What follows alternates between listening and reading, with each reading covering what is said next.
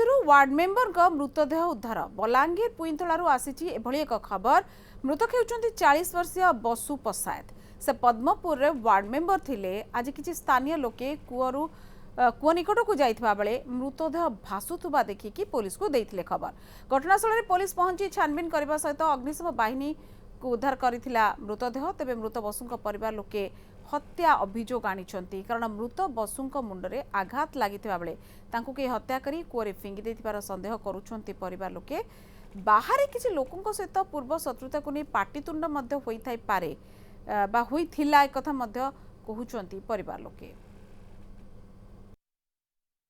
मोर बड़ भाई पदमपुर रोला यहाँ ताकि किए आम एफआईआर देला पर जानलु ये तार तदंत कले पुलिस वाले आउ ता कुआ भितर तार लाशटा मिलला सेटा तार मुड़े गोटे आघात बाजी आरो से पियाखिया करी सेटा पड़ी जाइए बोलिक आम सुननु।